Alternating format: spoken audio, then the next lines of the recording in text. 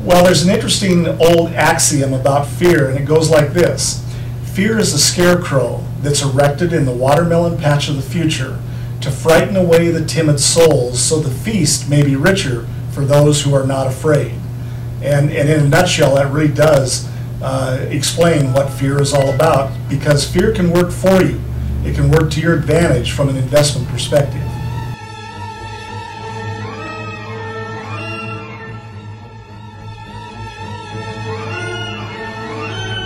I think the number one fear for most everybody is the risk of losing their money entirely, which is probably not a real valid excuse or risk or reason, because in this day and age, unless they're investing in something that's extremely speculative and totally off the wall, there really isn't much of a chance of losing all of your money.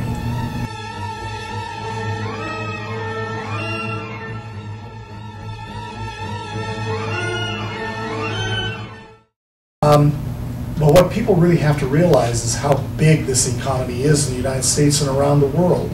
And even though the economy here isn't particularly strong at this point in time, there are other pockets of the world that are doing very well. And actually, when an economy is not performing very well, it can be a very good time for people to invest their money, because quite frankly, that generally produces a good buying opportunity. Real estate's a key example of that. You know, for those that have the money to invest in real estate right now, probably down the road we're going to look back at this as being a very opportune moment to have bought real estate. I think you can say the same thing truly about the stock market in many cases.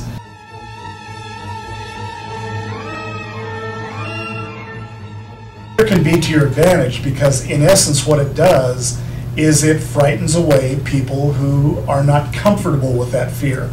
But at the same time, that typically drives down prices of whatever you're looking to invest in, which may make it more opportune for you to invest at a lower price.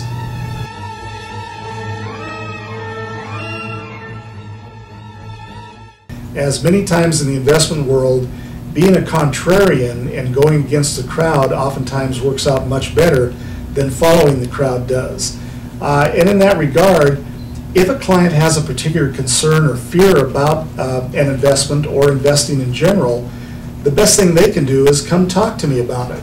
And we can sit and discuss it logically and analyze their concerns, and perhaps arrive at a more reasonable decision than what they may be contemplating at the time they come in. And the same is true if they have friends or associates, colleagues that have a particular fear. I recommend they encourage that individual to come and visit with me. It doesn't cost them anything to come to the office and have a discussion with me, and perhaps I can help educate them and discuss their fears, and perhaps maybe change their path a little bit and get them on the right path to making a good financial and investment decision.